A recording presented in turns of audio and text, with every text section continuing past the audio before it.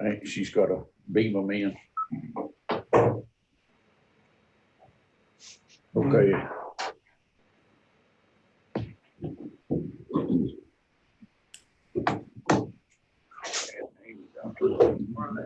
Bill, we're ready when you are. Let me read the virus disclaimer. With our nation battling COVID-19 and the passing of Executive Order 34 by Governor Lee, governments are allowed to temporarily hold virtual meetings to protect public health, safety, and welfare. Public will not be allowed to access this meeting except by electronic means in order to limit the number of attendees to no more than 10 people as mandated. If you are interested in attending this meeting, you can use the following options. And are they, we don't have them posted anywhere or written, do we? No, sir, I don't know if they put them out, but this is being live streamed to YouTube right now, and I'll send the city the link as soon as we're done. Okay, so I can read them out, but there's so many numbers that. No, that's not necessary. Okay. We'll call the May meeting, the Plan Commission to order. Reading of the procedure statement, which you've done. And item 3, the regularly scheduled meeting, monthly meeting for May 18th is being held by phone conference call. To participate, please follow the options shown above. This meeting complies with Governor Lee's Executive Order 34. Item 4, roll call by secretary. Chairman Moore. Here. Vice Chairman Jones. Here. Secretary Davis is here. Commissioner Charles Davis. We hadn't been able to get in touch with Commissioner Bobby Doss. Here. Commissioner Jim Lewis. Here. Commissioner Joe Runyon. Here. We have a quorum, Bill. Okay. Can everybody hear everybody well? Do you have any volume problems or audio? Okay. Good to hear, Bill.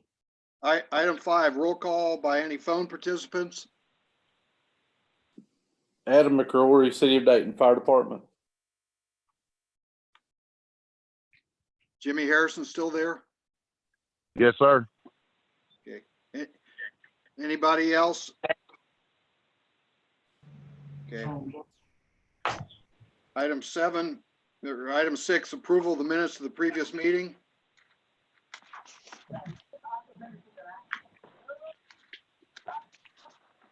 It's on page 3 from the meeting April the 20th.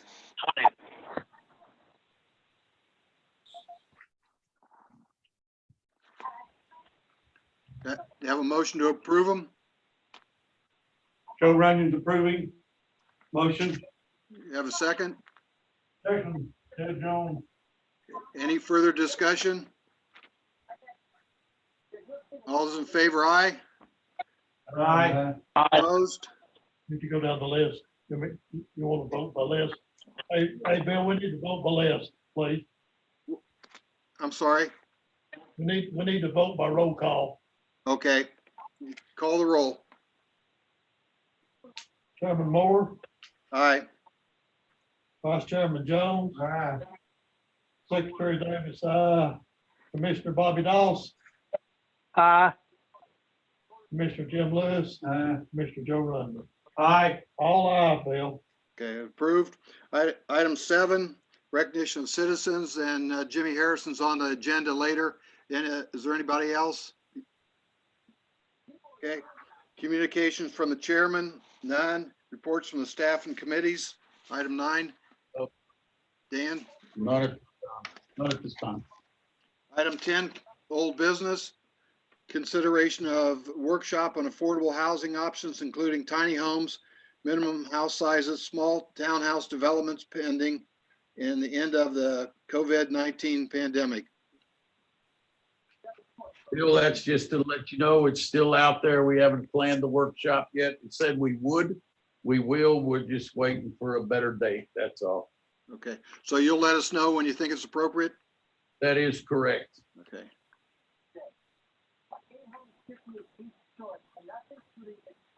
10B, consideration of Dennis Van Meter property on Blueberry Hill Road. Bill, that's I think everybody's got some information in front of them on that. That was a item that came up more recently, but we found some old information on that. We turned him down on some moving ahead with a R3 type development because we thought it was an R1. It actually got changed to an R3 in 2007, approved by the city council. Everybody's got a copy of that there in front of them. And I feel like I need a little direction on what y'all want to do and tell me how to go forward with that. Has Mr. Van Meter been told of this? No, he has not. I'm waiting for direction from you guys first. We've had this around for so long. Everything we told him to do, he's done. Except for the R3, and we found out it was already an R3. So that's taken care of. So he's done everything that I figure out here that he's supposed to do. And I think that we ought to just go ahead and let it go ahead and develop it the way he wants, that he's presented it to us, but it's legal. I'll put that in the form of a motion or anything we need, but The left map on your screen shows the map as we thought it to have existed. The right map on your screen or in your packet shows the map as it should have existed. And so I think we've already got an R3. I think it's a matter of just letting them know it is an R3, but you guys are the planning commission. So I guess my only question would be, and I understand, but did you see the minutes of the planning meeting that approved that to go to city council to be made into R3? you should have that document in your package there. Let's see where that is.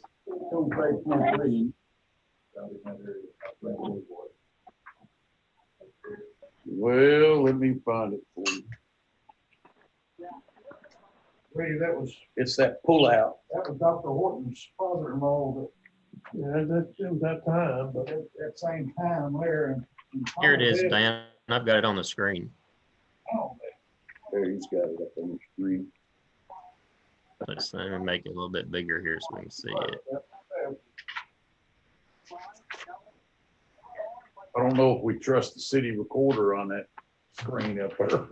yeah, Chad, yeah, Chad, this is the ordinance where the city council Oh, I'm sorry. approved it to go R3.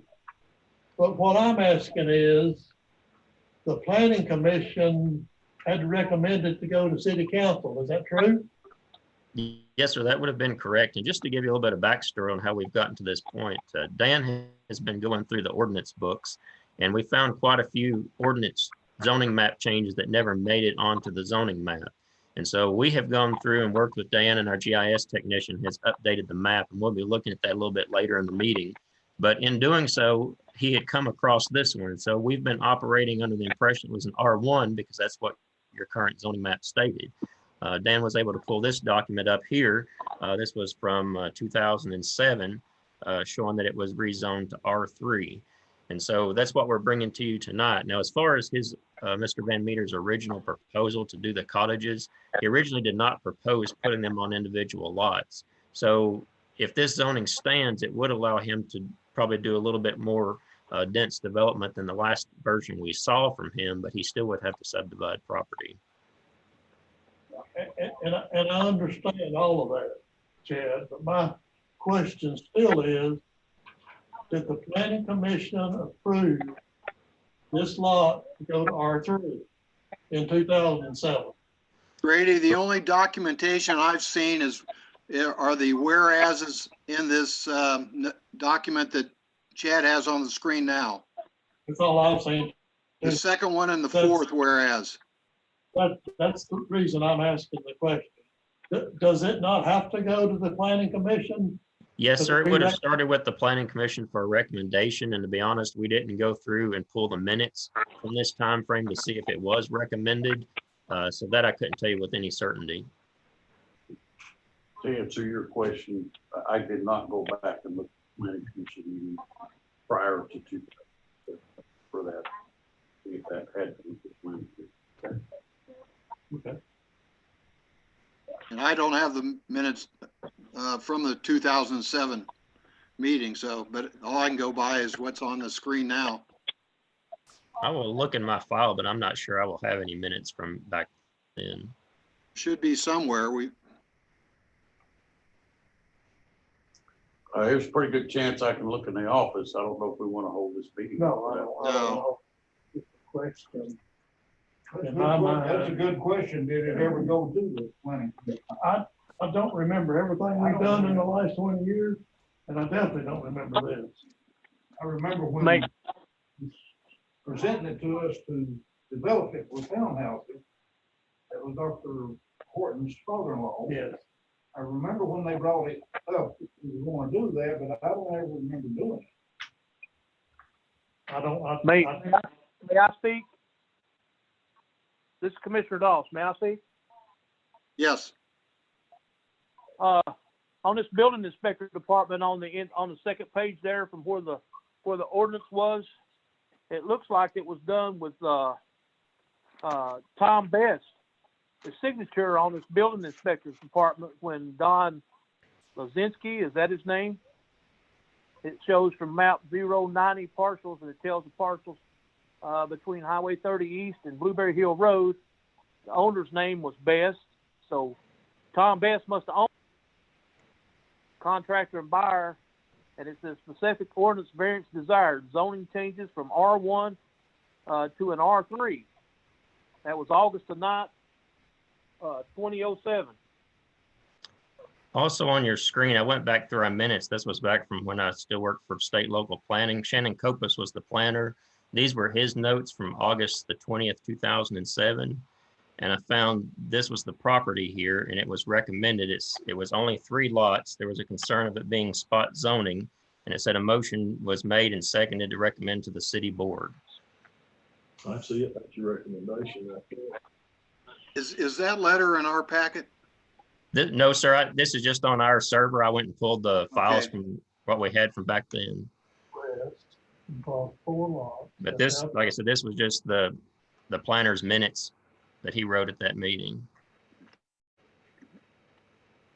Well, does it say there that we, Yes, sir. It says right here, that a motion was made and Okay. seconded to recommend it to the city board, and it included 3 parcels.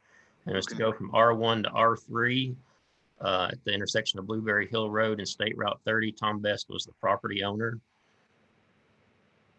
okay, So it never was changed on the map then after that was done. That's correct.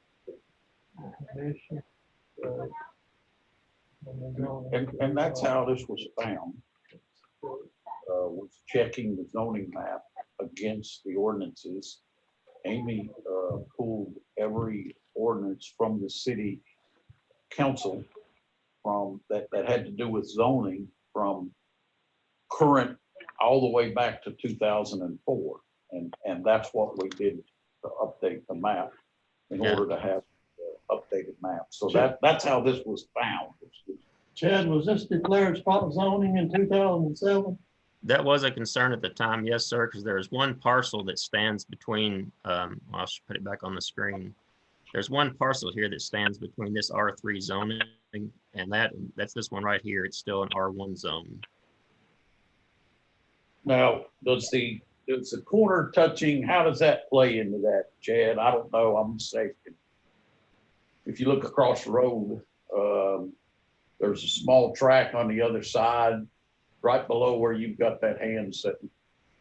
The red line goes right through it, right there. All right, Correct. so, And sometimes we do zone across roadways and consider it to be a connection that way. I mean, you could probably make a case for that, but generally we try not to leave lots in between other lots that aren't compatible with the zoning district. understood.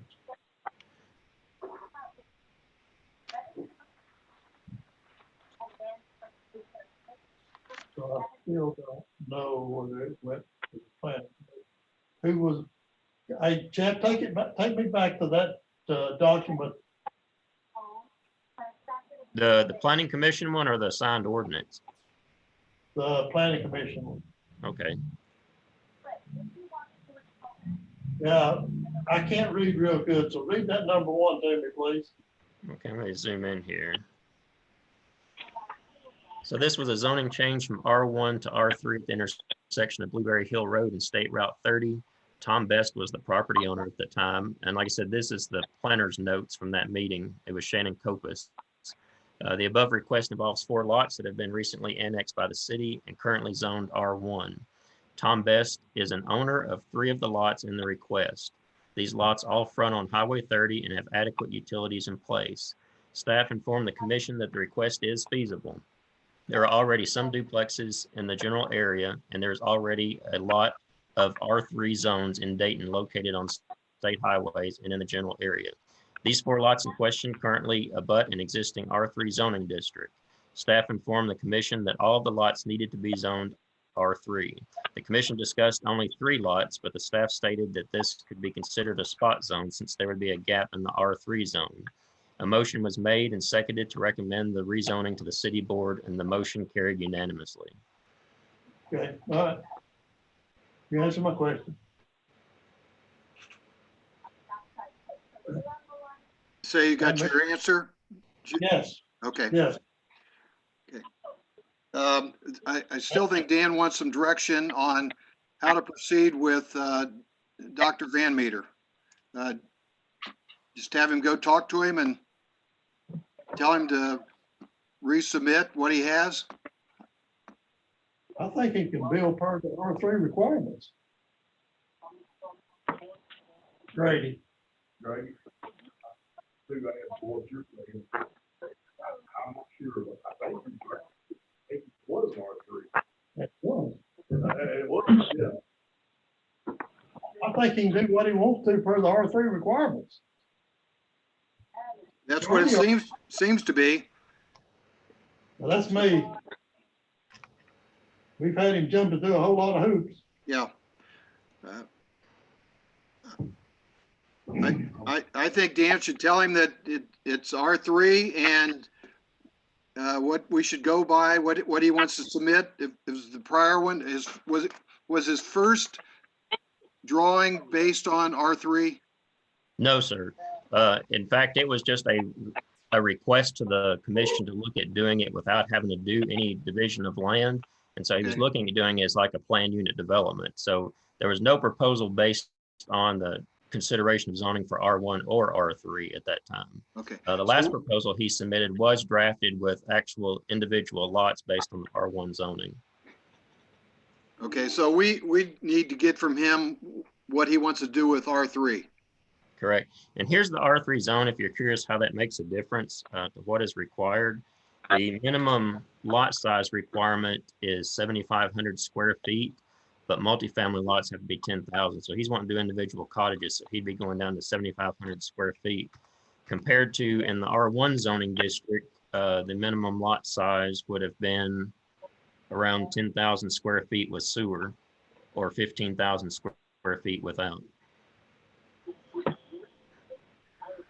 Okay, and I've got go one ahead, Bobby. question. How's this going to affect, what the size of the cottages he's going to build with our housing about our tiny homes that we're fixing to have a workshop on? So the minimum square footage on his, and Dan can correct me on this, but I know it was 900 total, but that included, I think, an overhang or a carport. So that included a garage, didn't it? Or a carport? This is Dan, that include included the carport. That was a 1-car carport included in that approximate 900 square foot. Yes.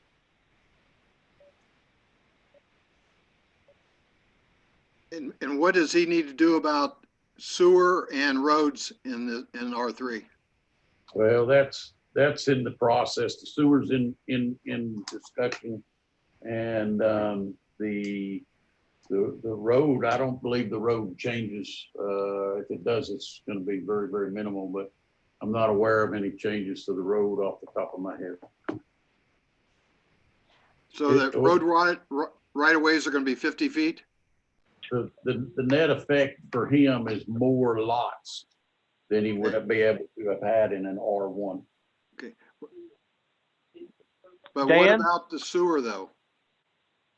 The sewer is something that has got to go in either way, unless he wanted to keep it to a larger piece of land and go with septic tanks, because basically right now the sewer is unavailable unless there's an extension to the sewer system, which would be typically his responsibility at the moment. Excuse me, there's a little discussion on that with the city, but the sewer would be his responsibility to get it there and run it wherever he's going to run it. If he goes to septic tanks because sewer's unavailable, then there's no sewer in front of the properties right now. So if he does that, he would have a additional burden of getting the septic tank and field lines on the lots. And he would also have to look more closely at the terrain in subdividing them, which would limit further the amount of homes that he gets on it. But he could put in septic tanks. Yes, but he couldn't get as many lots that way because of restrictions on the steepness, on the being able to repeat the system later on the same lot and some things like that. So it would further restrict the number of lots that he was able to build upon. And is the city continuing to look at sewer for this development? The city I know has looked at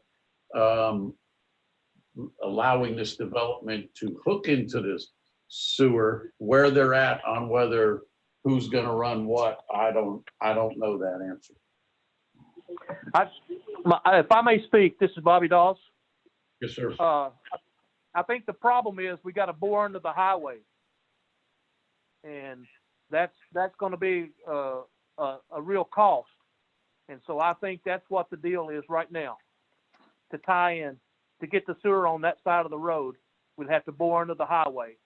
Is Tom there? Correct me if I'm wrong, Tom. Tom stepped out for a minute. Tom had to step out for a minute, and you're correct. There is a bore associated with the cost. And there's also, best of my memory, I want to say 300 feet that the sewer line would have to be run further up the highway before it would be available at these three tracks. So there's a couple issues there, and that of course drives the cost of getting the sewer there up. So right now there's not sewer available at those properties. Well, I still think Dan should talk to him, but I think it's kind of good news that it's R3, which gives him some flexibility. But the bad news is he's got to consider this sewer if he wants it. The cost of that. I think he understands. I think he's well aware of that. Yeah, that's. Of Okay. course, if he doesn't consider it and doesn't want to pay for it, then it may just be the whole subdivision doesn't happen. But, He'd have to pay for it. Well, our issue is whether it's, I don't want to pay for it for him. yeah, Why no. should we? We don't have sewer. That's right. Our issue is, are we gonna roll with it being an R3, and can I tell him, I think that's what we're talking about. yeah, I think it's in there. I don't remember it, but if they got the paperwork that says that they did it, they said, oh, we want it. I figured. Well, here's the other reason we wanted to discuss it tonight, and the map that we're going to discuss a little bit later. Sometimes communities will go back and readopt a zoning map in its entirety, which means they're certifying all the zones as they are now. And that's why I wanted to check with you tonight too, to make sure that since this passed, has that been done? I couldn't find a record of it, but I couldn't say for sure. Ted, I think you might have to repeat that. I didn't follow what you said there. yeah. What has been done? Has the map been adjusted? No, what I was saying is sometimes a community will readopt the entire zoning map in its entirety, which is essentially certifying the zones as they are shown on that map. Okay. And so what we wanted to make sure is that since all of these have changed, as far back, we had about probably 24 of these that we made the updates after Dan had found the ordinances that never made it on the map. And so we wanted to just make sure that a zoning map had not been adopted that would have reverted any of these changes. Okay, I understand your question now. Did you guys follow up? What about the roads building in there? Need to ask Adam how much the fire trucks. The fire trucks have to have so wide a road to go in there to the fire, you know.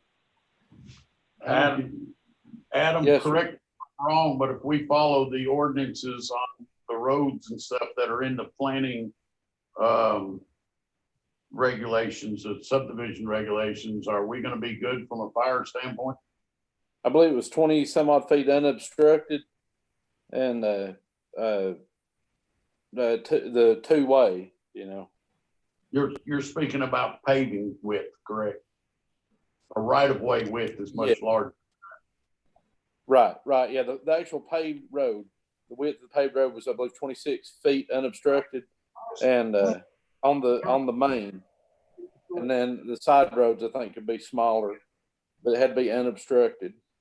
Yeah, so I guess the question is, you, from a fire standpoint, you guys are good with the city regulations as they exist, so that if we enforce the city regulations for road width as they exist, we shouldn't have a problem? Is that correct? Right, and I believe the only other thing was grade and the angle of approach and angle of departure, but they appeared to be that they were in good shape. It wasn't like too steep of a, you know, from Highway 30 onto the road or vice versa. They appeared to be okay.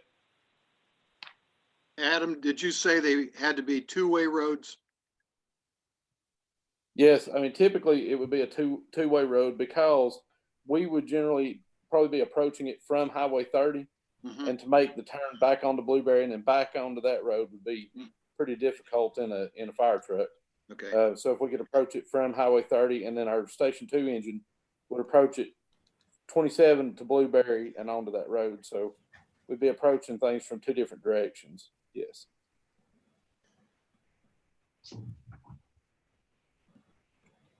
Jim, did we answer that question? Okay.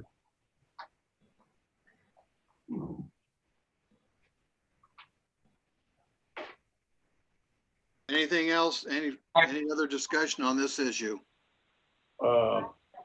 Did Ted basically say we could adopt the old R1 map to be the map of record?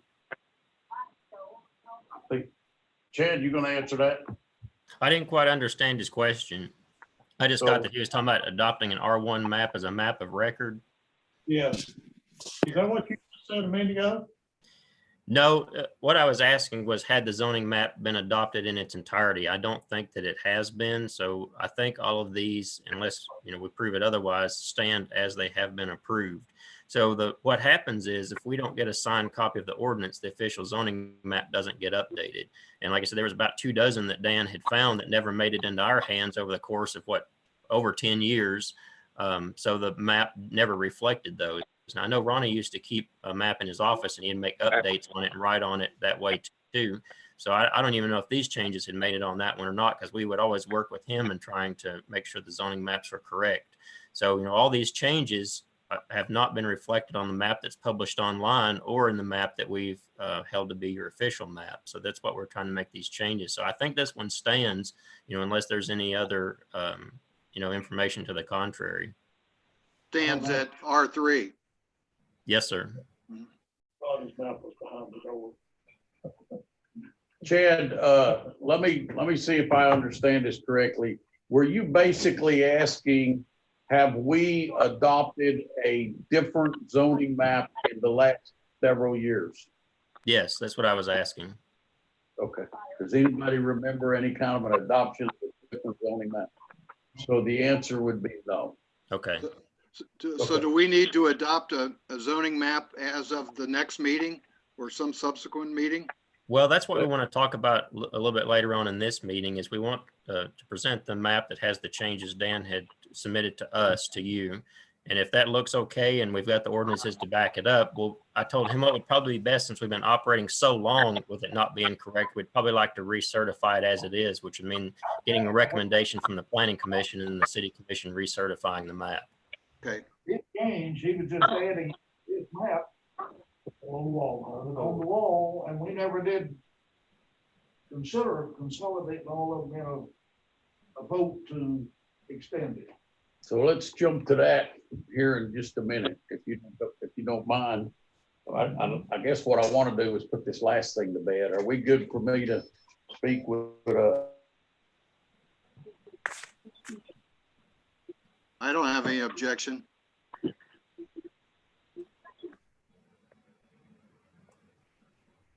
Then, anybody else have any comments on? that's coming over. That's coming over. No, I don't. That's just somebody trying to reach me. Oopsies. Okay, we're good. That showed up on, messed our screen up a little bit. That call was on my iPad. I don't, the law references R3. I'm in agreement with that. I think it's an R3 now, but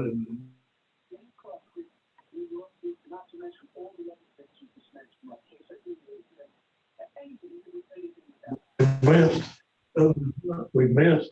yeah. Okay, so might as well jump into that since we're there then. Bill, you good if we jump into that map discussion? Well, I was gonna go to C for Jimmy Harrison, Okay, and then we can go over to that. Jimmy's been waiting, and we need to talk about his property. Have you got your answer on that, maybe? I think so. It might be nice if we had it in something concrete, in case we have to look back in the minutes. I thought I made it. So make it again. Just write it any way you want to. You and I think a lot of times. Okay, Can't remember. Bill, you ready with Jimmy Harrison? Yes. Okay, we talked last month and maybe the month before that a little bit about Jimmy Harrison and his project on College Street. College Street is zoned in R3. Jimmy has built townhouses by International Building Code definition. He has built them in an R3 to an R3 zoning standard for apartments. And so solving that dilemma, as you guys are aware, is what we were talking about. I think I have a page in here that, you know what? I might have put that page in with the next meeting based on, Maybe put all that in there. that's right, because this discussion was, you know, the planning commission, Jimmy has to come to the planning commission with a plat for what he wants to do in terms of a townhouse subdivision. So if the Board of Zoning Appeals is not going to give the variances, there's no point in him bringing a plat. So if you jump to your BZA minutes or notes for just a minute on page 5, there's an outlined little discussion here. It's on the screen, Dan. Well, very good. Thank you, Chad. So we would, it boils down to 5 or 6 variances if we were going to do it. The question becomes, the townhouses are townhouses by building code definition. They're apartments by zoning definition. And so the 6 variances are a variance on a space between buildings, a variance on the setbacks from the sidelines in reference to the north end of the building. All buildings must be 35 feet from the boundary lines, okay? Variances on the front setback from the road from 35 to 25. In an apartment area, they have to be 25, and that's what Jimmy exceeded when he built those, but he didn't go to the 35. There would be no variance required on the density of the lots as long as the additional lot on the north end is rolled into the other lots as one parcel, because but that's what it's supposed to be based on the zoning code anyway. when we have a small lot of record. There's a parking variance needed probably for one parking place. And that's possibly able to overcome if it comes to it, but, and then there is room for the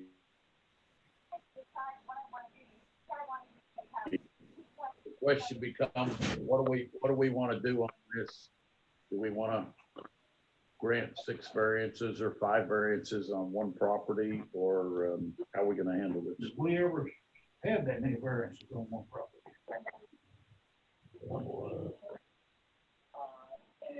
I'd like to know that people in the line do that ahead of time before they get into something like this, where they've got to come to us for all these variances when they do one thing or.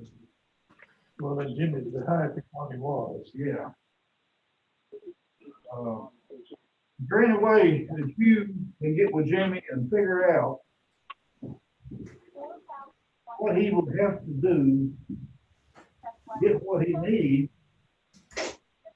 exactly what he needs to get? I don't know what he's gonna have to, I'd hate to set him down for one thing and it tear him up, because I know we bought it under a good.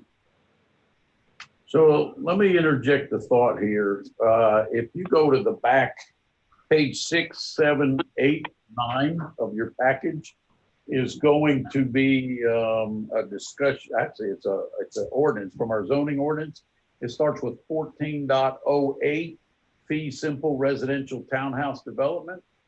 And these are our zoning ordinances as it pertains to townhouses. One of the problems with these is they appear to fit much more neatly a larger townhouse development. There's quite a few places that are doing very small townhouse developments that are going to be similar to Jimmy's, and those would actually have probably a lot less rules than this, and could provide for maybe even more spacious or perhaps even a longer term or owner's interest in the property, maybe better than an apartment would, and provide for nice housing in the future on a smaller scale. I think that maybe if we were to look at some smaller townhouse development rules down the road,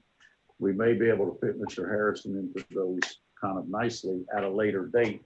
I don't know that there's anything other than, you know, hey, we're going to give you a variance for this, and saying it that many times that I can come up with to make it exactly what, you know, and so we're left with, if we do approve 5 or 6 variances on a property, now we've set a precedence of, hey, the rules. Everybody be buying this stuff that's tacked on, and then that's what I say, if there's something that we can do, I want him to get where he can do what he wants to do with his property there, since he's already got it done.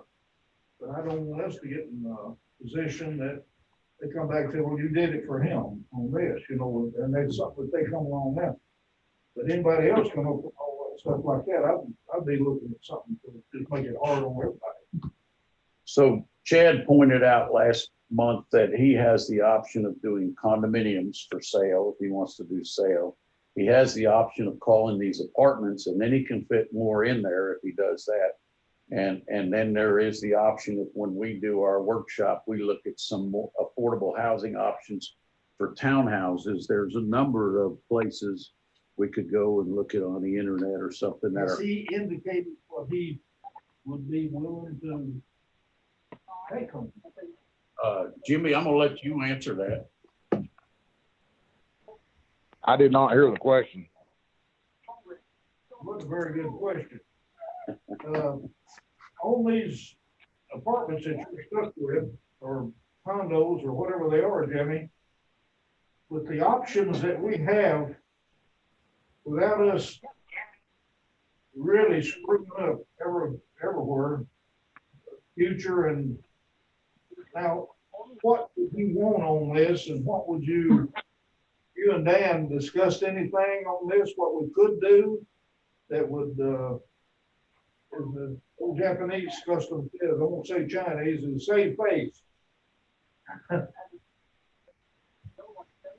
Well, we discussed having the workshop and talking about the smaller townhouse developments. We also discussed condos, and with condos, the person don't actually own the property, so you have to figure out a condo association and have a fee for that, and there would be separate billing for tax purposes on the property. We discussed a lot of things.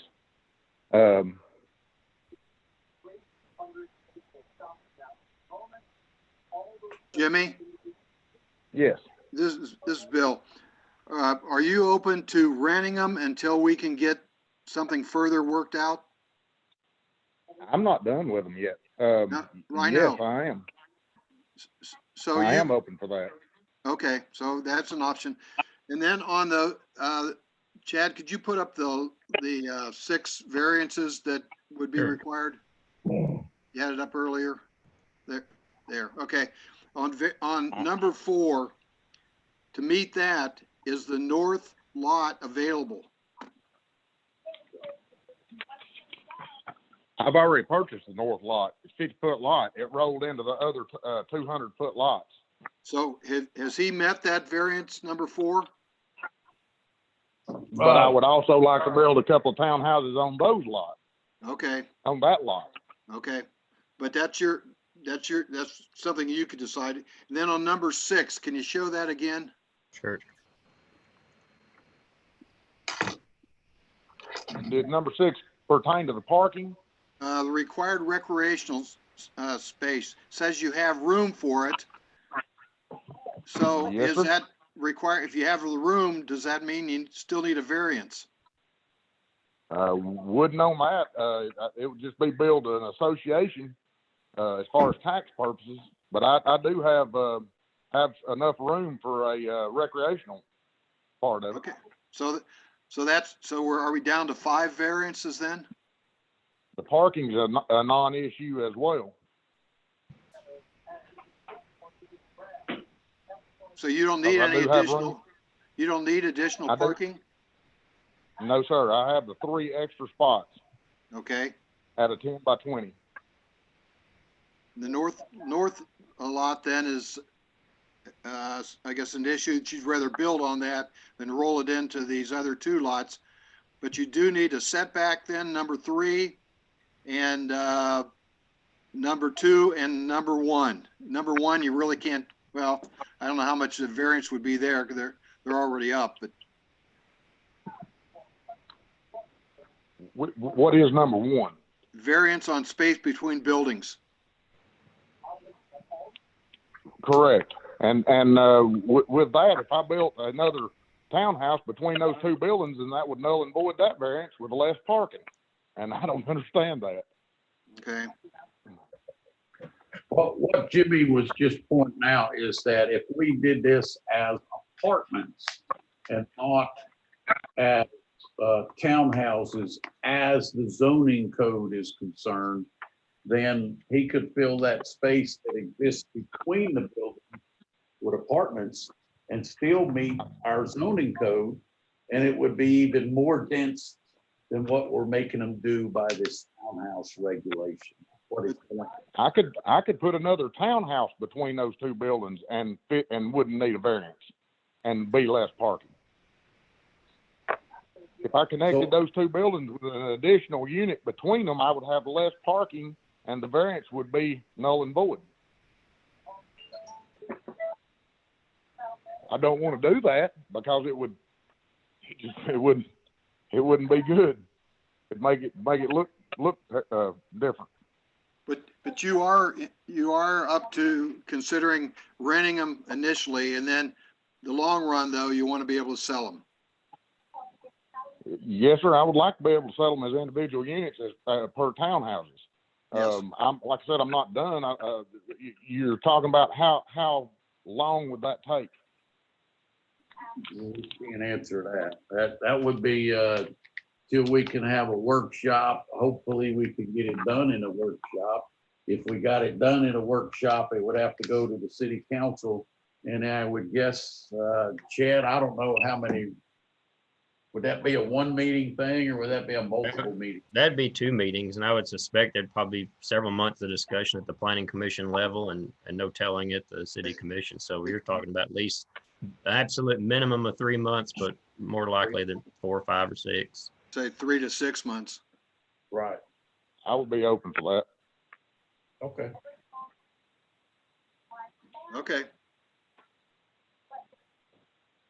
And I think just to clear this up too, where Dan and I had talked about this too, if you were to do these as condos, you would have to have a homeowners association, of course, but you would anyway for the extra parking because that's not going to be on an individual's lot. They'll have the right to maintain, or they're not the right, but they actually have the requirement to maintain the asphalt and whatnot for the parking or whatever is put there.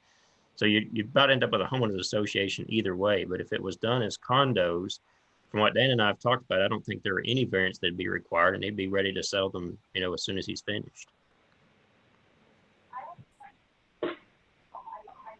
Are we looking for a motion then to say no to the variances and take this up after a workshop or during a workshop? Give me not say that he can do this. Yes, he did. Let's do that. Have a workshop on this. This is a problem. We've had semi-problems like this before. And it'll come up again. And they're gonna keep coming up until we get it settled once and for all. Yeah. We can do that. Bring it up if we want to. I got to wait on the workshop to discuss the options. That's what we need to do then. I agree and disagree. I'm talking about Jimmy Harrison's property. But on the other We hand, gotta do something with it. I'm not, and I told Dan the other day, I'm not a fan of variances at all, especially multiple variances. There's 6 on here. Yes, I don't like that. But Jimmy done what Jimmy was told to do.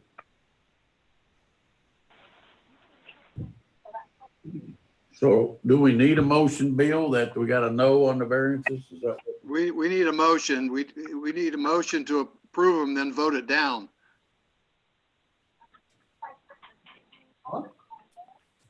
I'm sorry, I misunderstood, Bill. We should have a motion to grant the multiple variances, 1 through 6, and then vote it down if we don't want to do 6 variances. Well, Bill, one quick thing. This part that I have up on your screen there, that's actually part of your Board of Zoning Appeals agenda. So I think it'd just be more a vote on which way or another you're leaning at this point as to whether or not he needs to bring forth a site plan. And I think in the next BZA meeting, that's when we'll officially take action on these variances. We're going to take action on them today. Well, that's up to You're right. you. I mean, tonight.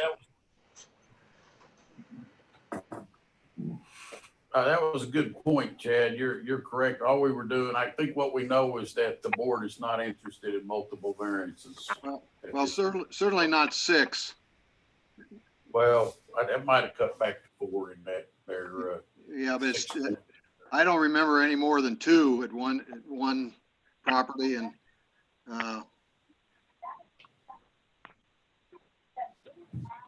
Okay.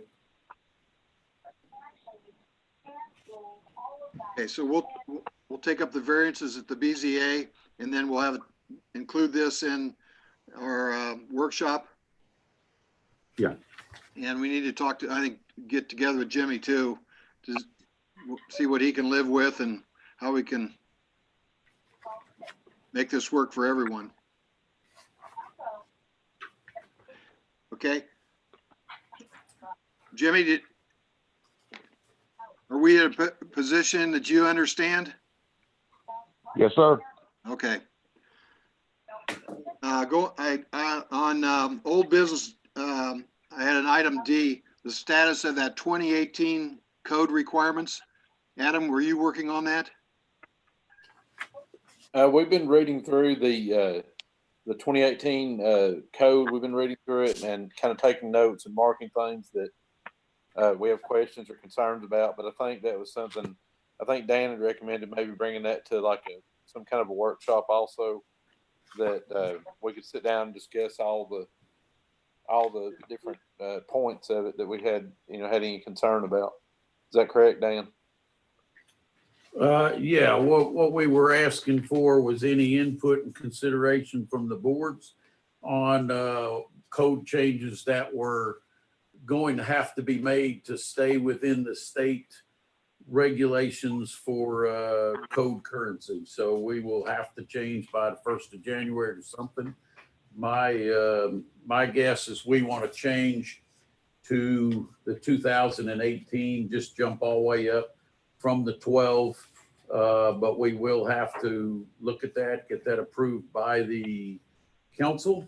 And we were looking for guidance, input, and direction from the boards if they had any on that.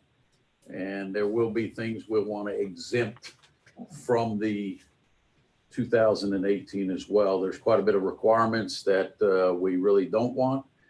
My goal is to keep the 2009 energy codes and jump all the way up to the 2018 building codes and list out minimal. This is Adam again. Funny side note, I received an email from the State Fire Marshal's office this week reminding us that state law required us to upgrade to be within the 7 years, but I don't think they're going to make it themselves. So they're going to be outside of the state law, but I guess it's okay when you're the state. So on that note, they were outside of the state law the last time too. Yeah. I just brought that up that Dan had brought it to our attention last month. We need to keep it in mind and keep working on it. And we need to pass whatever we decide to the city council by October the 31st. So we've got 6 months, but things move along and then we don't get to it. And to have it in this year's, pass it by, I guess the state wants it by January 1st, I believe. Okay. 11A, consideration of temporary use permits. I had I think you have a paper on this in here. Let's see, page 5. We have a growing number of temporary buildings around the town for business use. The question becomes how to deal with these in a fair and impartial manner. I had to write a permit for a snow cone business that is in 2 sheds combined out in front of Tractor Supply. It's going to make one little business establishment. They're going to sell snow cones. Our temporary use ordinances requires a permit. It also requires a building permit because of the size of the sheds combined being over 200 square feet. So I have to do a building permit according to building code regulations that we adopt. I had a couple concerns with this, discussed this with the gentleman that's opening business. My main concern is our ordinances allow for a 5-month permit. That's it. There's 2 extensions able to grant to that, 1 month apiece, and then theoretically that thing goes away. There are quite a few portable businesses around town, quite a few sheds coming up different places, and we need to, I guess I'm looking for direction. One thing that I don't know that is a good thing is that if somebody asks for a permit, we give them one and enforce the ordinance. And if they don't, we don't worry about it. I don't know that that's kind of like punishing the people who want to do right or something. So I'm looking for a little direction there because we got quite a few around. Why don't we incorporate this in with this other workshop we're gonna have and bring it up before we can.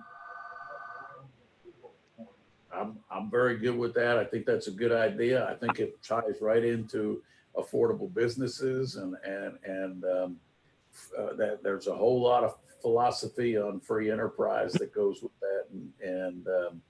But at the same time, if we adopt something called the International Building Code that applies to business establishments and buildings, then, how do we let other businesses, so that is a great idea, because that's quite a discussion, I feel like. And Pretty detailed, very detailed. very detailed. Dan, this gentleman wants to open this month. Have you been able to give him permits? Yeah, we are actually supposed to do this for farmers market, for religious tent meetings, for all kinds of things. It's in our, Chad's brought up the temporary use regulations. You can see one is a carnival or something there. It's a little small Christmas tree sale, temporary buildings, real estate sales office. There's 7 things listed there. So We're getting New York City now. 8,000. Every 6 months. We are built. Did you do that? So like I said, if somebody calls me and wants a permit, I want to do what I'm supposed to do at the same time, Dan, does the snow cone operation have a permit to open? The snow cone, there's a combination of things they need. Some of that involves Brandy and their business license. Some of that involves the health department. They have not had a building inspection on their sheds as of yet, and they don't have their utilities installed, but they are installing permanent utilities underground, last I was told, and I have actually written a plumbing permit for that, and I've written I think it was a temporary use permit, or else it was a building permit 1, but I haven't done any inspections or anything as of yet. So what does temporary use fall in if you're installing permanent utilities? well, I don't know that affects it so much. If I have the utilities would stay there. If you're there or not, then is what it basically. Yeah. You close in the winter, open in the summer. So in theory, the snow cone business is going to go away at the end of 5 to 7 months. And then it could, if you do permanent utilities, you could obviously bring it back next year.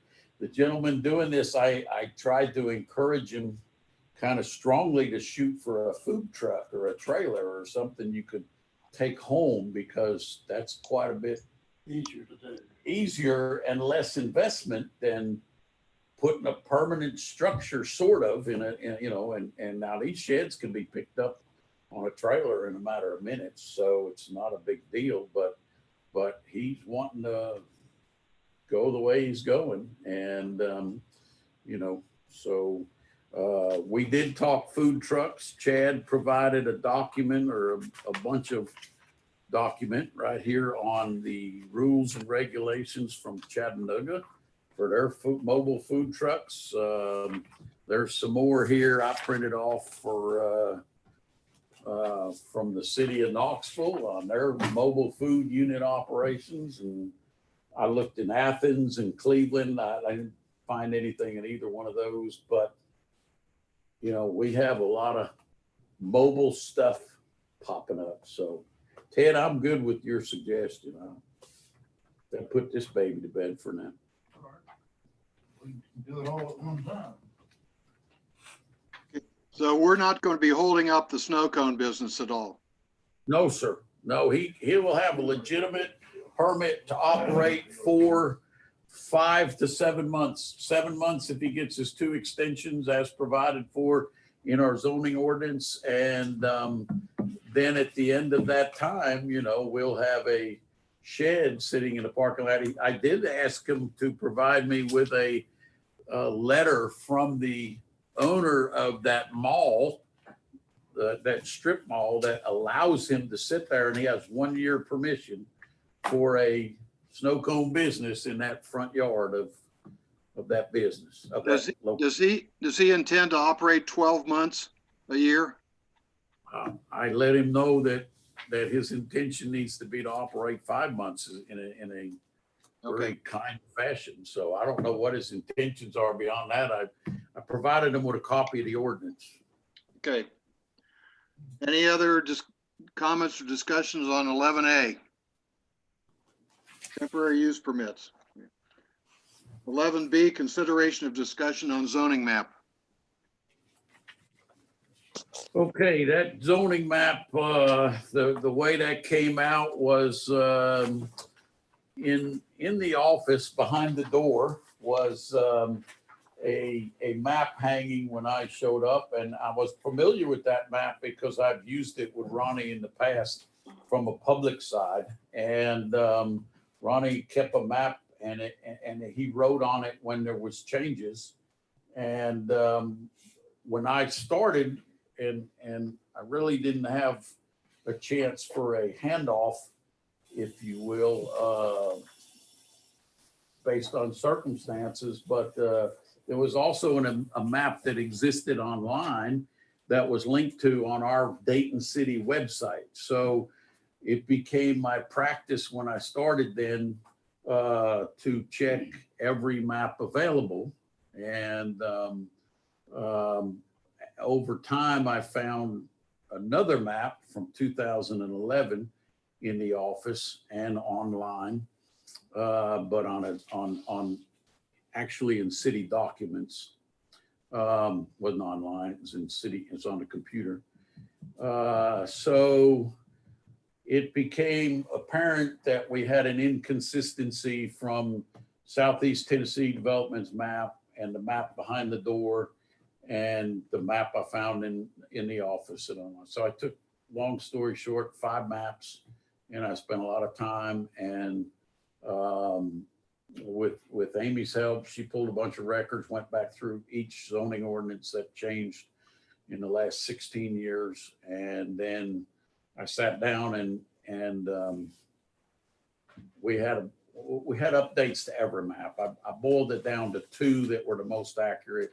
And with those 2, I applied all of the changes, which I had in a ledger fashion, to both maps, and came out with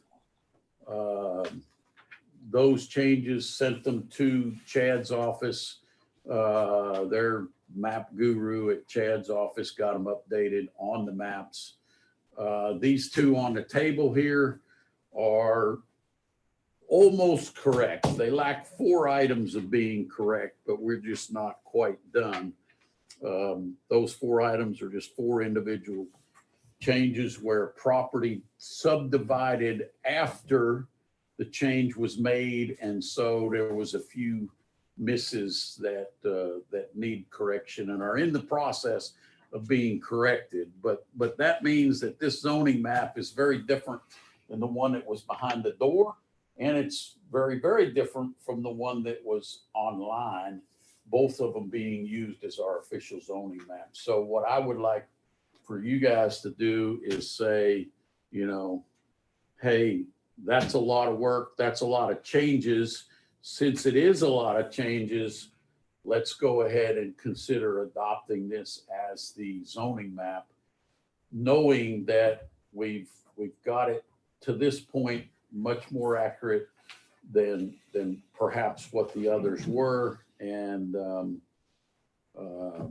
this is what we're going to use going forward. That's what the consideration is here. And again, it's this map with 4 changes. So those changes should be ready any day, but it's just a process we've been working through. It takes a lot of time, and that is the map that has the property on Blueberry Hill. That's how, that's included in there. There's a number of properties down below town, Couchwood Drive, Brown Street, Pine Street area that changed that are on there. There's changes up in the Greenway Boulevard range that are on there. There's some changes along the highway that are on there, but that is going to be what I believe to be the most accurate thing we have at this point. We could spend more time going back further and looking at more, or we could just say this is going to be our map going forward. We can do that, but in spare time, we could go back further and see how many more mistakes we can find. So we could. I don't know that they would rear their head at this point. if they haven't in the last 16 years, or they can come out, I don't know, but we could. So Dan, do you want us to approve this map tonight? Just a minute, Bill. I'll get that in just a second. I'm sorry, Greg. Sometimes you need to quit looking. I'm okay with that too. Yeah, I think Dan's done a good job on it. I think it's pretty close right there. So once you get the 4 question marks incorporated, you're done. That's correct. And you want to adopt this map. I Once do. those 4 changes are made. I would like to adopt this map with the 4 changes that are imminently Do you coming want any to, day. you want to do that tonight? I would like to, rather than put it off another month, because then we'll have, Chad, do we need to go to the city council with that, or is that the planning commission can do that? It I will guess go to do the we- city commission too. So what we're looking for is a recommendation on the updated map. If everything looks good, I don't know if everybody wants to go through and look at it in detail, but if we make all those changes from what Dan has said, I think we'll be in compliance with all the ordinances that have been passed by your city commission. So we'd just be recertifying this map to say that from this date forward, we believe this to be correct based on ordinances that have passed. And then going forward, this is what the zoning is currently. So in case we run across any other mistakes. And we're just recommending it to the city council. Yes, sir, that would be correct. So do I'll make a motion to recommend this to the city council. I'll second. this map plus the 4 additions. Yeah, Yes, Is there a second? I did, Bill Grady. Got a Grady, okay. Any further discussion on this issue? All right, we need to vote. Okay, call the roll. Chairman Moore, Aye. Vice Chairman Jones, Secretary Davis, aye. Commissioner Bobby Dawes, Bathroom break probably. Jim Lewis, Uh, Joe Rundle. Aye. He made the motion. All ayes, except for Bobby, he's in the bathroom. Okay. No, I've been cut off. I can't hear. How'd you I haven't vote, been able Bobby? to speak. I haven't been able to speak. I've been muted. No, I can hear everything. okay. just vote loud, Bobby. Jim voted for you, Bobby. Go ahead, go on back to sleep. Okay, I can hear everything going on, but I can't say nothing until now.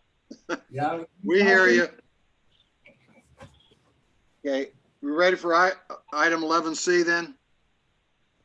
Okay, consideration of request for annexation by property owner, tax map 089 parcel 056.03. Bill, this is getting pulled from the agenda.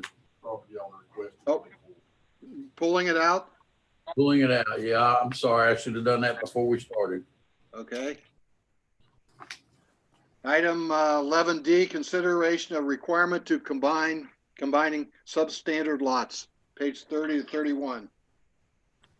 Okay, that's something I put on there that I have questions on, couldn't find out the answers on, and maybe you guys can help me out a little bit, but we have some ordinances that say when you're, let me see if I see what page they're on here. 30. Page 30. Close enough. All right, page 30.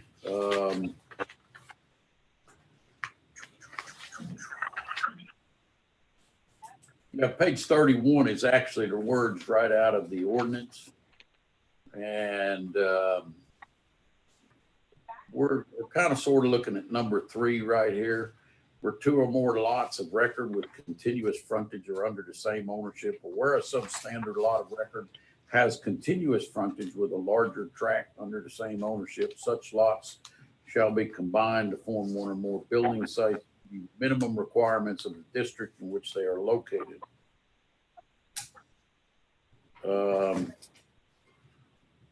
Yeah, what I was looking for on that, reason I wanted to discuss that is I'm having a little trouble finding out who enforces that besides me as the person writing permits and stuff. Is that just say I'm not going to write permits for anything on a lot that would be substandard. Is that substandard for the zone that it's in, or is that substandard as per 15.06, which is right down below that on page 31? And if it is, then at what point, if a person doesn't pull a permit at that point, does that not get enforced, or how does that work?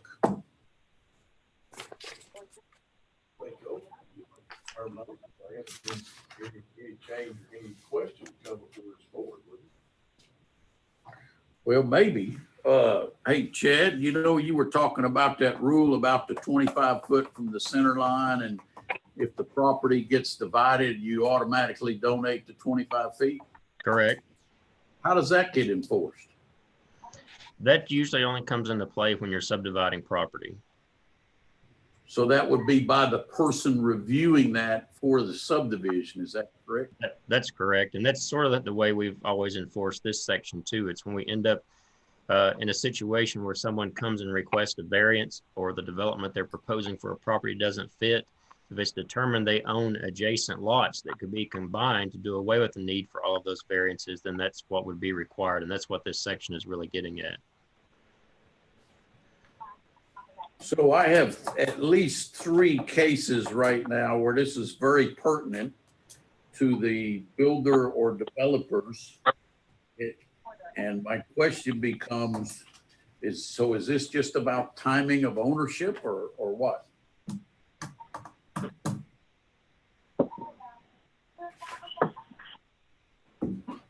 Who did that go to, Dan? Oh, I'm sorry, Chad, that was a question. Did you get that? Oh, I'm sorry. I didn't know you were asking me. So something Dan and I talked about on the phone about this section too. He's given you the example of what you do about dedicating right of way when you're subdividing on a narrow street or narrow right of way. There's a requirement to give up part of the front of your lot to go toward that right of way. So one thing we talked about in this situation that's of a similar note is if you had a 50-foot wide lot, that's really considered to be a substandard lot by your zoning ordinance. If it meets the requirement down here at the bottom about the absolute minimum lot size, this says that no building permit should be issued on any lot that is less than 7,500 square feet or that's less than 50 feet in width. So that means it's a buildable lot. But by the zoning district, whatever zoning district may be in, R1, R2, R3, there's certain minimum lot size requirements and there's certain minimum width requirements for that. So if it fell below those standards, that would be considered a substandard lot. In which case, if they had adjoining properties, they would be required to combine those. But then the loophole is, if you were a property owner and you just bought some of these existing 50-foot lots all over town, you bought one on Oak Street and one on Dayton Street and one on another street, you'd be allowed to build on it. But in some ways, though, if you do buy adjoining lots, you get penalized by being required to combine those properties too. So you can see it both ways.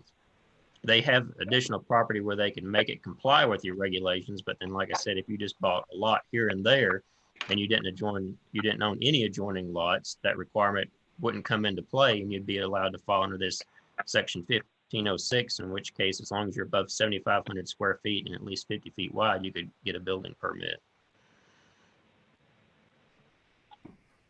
Don't we have some lots in town that don't meet this? They would be defined as substandard lots. Yes, sir. I'll give you an example. Jimmy Shipley just bought 3 on Richmond Street. So, I mean, if essentially I can deny him a permit, Because they don't. They're substandard. but if Jimmy sells 2 of them to Ted and builds on one, and then Ted sells him another one, and then, I mean, it's all a question of timing, so I could go out here and buy 2 or 3 or 4 in a row. And when I do that, if I close on one today and leave the other 3 under contract, I don't own them all 4 at the time. I don't have to combine the lot. I don't know. I guess that's what I'm saying. When it goes into, I mean, the same thing with Jimmy Harrison up there on that. He bought an additional lot, owned the lots at the same time. It has to roll in by ordinance. So how does this play out? I've got a little bit of confusion there about how a man works that out, if you understand what I'm saying. We've been confused about that for a long time.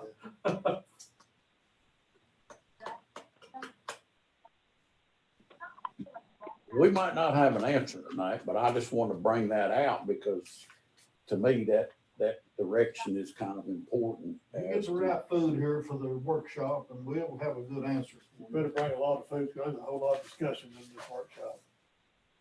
I did, That's right. I did check around. Athens has the exact same. Chad, you didn't write this one, did you? Well, most of these were written when we were in state local planning, and the majority of them look the same from city to city. Okay. Well, that's what I was noticing. And so we did write Athens at one point, yes. Okay. If I got a substandard lot one, I can build on it. If I've got two together, then I have to buy one.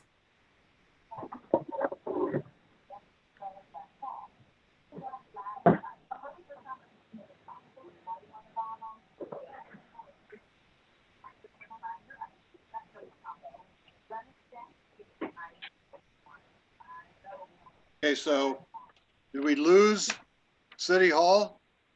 Looks like we've lost them there for a minute. This is Adam from the fire department. I don't know. We had a pretty good sized power outage just a little bit ago. Quite a bit of town was out of power. I don't know. That may be mine's back on at the house, but they may have lost it there at City Hall. They're back on now, it looks like. Other Avenue, car come around the curve, girl said she's ready for a cigarette, probably knocked, cut the pole off, leaving the ground, dropped every line in the, on Delaware Avenue, so the whole south end's out of power, part of the middle district, it's a mess. And while that pole's down, the other cars ran into each other, coming up to the scene, so it's a good one down there right now. Was it used to call it a service cluster? Yeah, that's it. That's exactly what it was. I pulled up. That's where I went right quick. I played the thing with a hucklebuck. We don't want to roll that into the workshop. Dan, did you get the information you expected on substandard lots?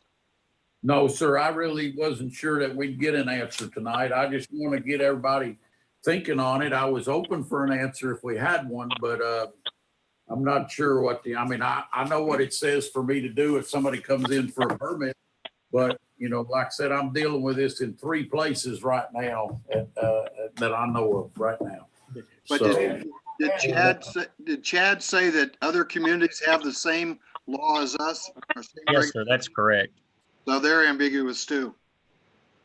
Under the circumstances which you inherited this job, which we all understand how things get where somebody comes to me and I say, yeah, I'm gonna do it, and we'll write it down and we don't necessarily get around to it, we forget it, things, there's a lot of that going on.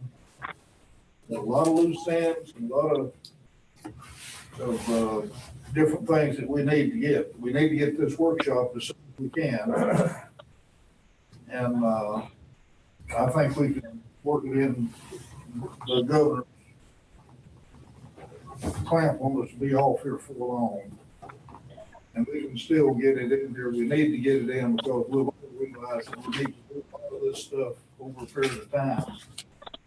And help you, and in the meantime, everything comes up, we need to look into it and get it done. Get back online and on track, and then we can do without Chad up there. I mean, he can stay in Chattanooga instead of coming up here. I'm good with that. Not that we don't want him up here, but. Hey, we can do it this way too. This way works just as well. Okay. Yep. Dan, are we ready for item 11? I'm ready to move on, yes. Okay, do you have any other items? I do not. Does anybody else have any other business? We adjourn. Second. Okay, We're adjourned.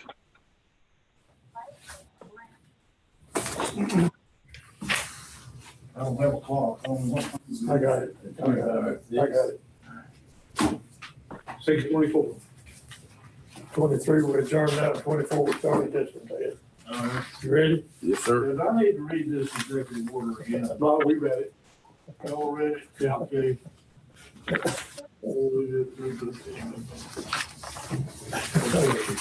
Secretary, call the roll.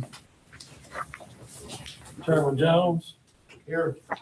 Vice Chairman Bill Moore, Here. Secretary Davis is here. Charles Davis never did show up, did he? Joe Runyon. Here. We got a quorum, Dan. Thank you. Everybody read the minutes of the previous meeting. Make a motion, we approve. We have a motion. Do we have a second? I'll second. Second by Mr. Davis. Roll call. Chairman Jones, Yes.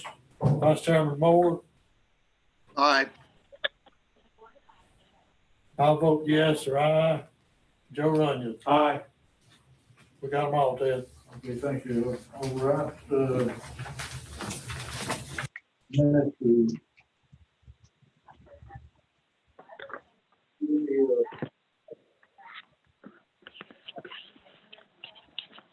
Special cleanup. We've already done the,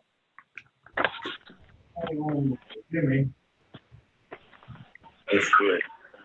We can go, just get it in. You got the minutes on that. Yeah, it's got it. And, anyone else have anything in the old business? Or any new business? Dan, do you have anything? You want to get to us? Just get in the minutes about a workshop. He's already got that in the minutes.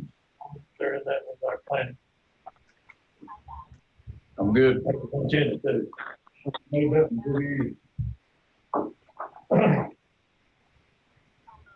Bill made the motion to adjourn, I second. Sir, quickly before you move on with that, this is for the BZA, this is where we actually had a decision to make on the variance for Mr. Harrison's property. It's letter A under the old business.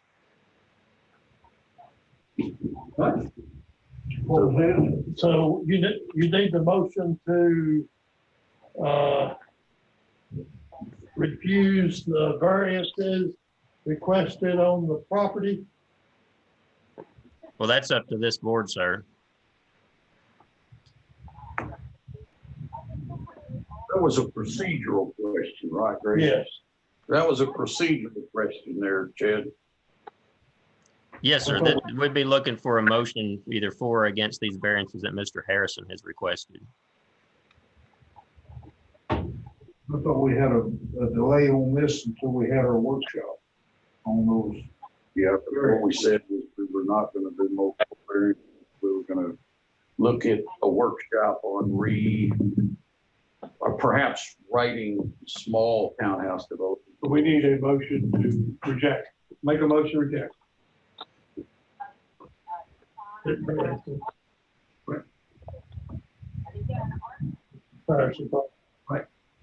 We got it, Chad. I did, yes. Ready to vote? Ted Jones, Aye. Bill Moore, Aye. I vote yes, so the motion's here. Yes.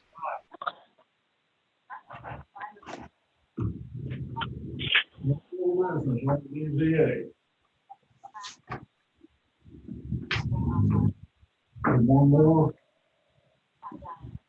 motion. We go home, go to sleep. Make a motion, we adjourn. I'll second. All in favor? Aye. Everybody voted yes. Thank you, Adam, Chad, Bill. Appreciate you. All Gentlemen, have a good evening. You. right, good night. Is he here? No, he hasn't.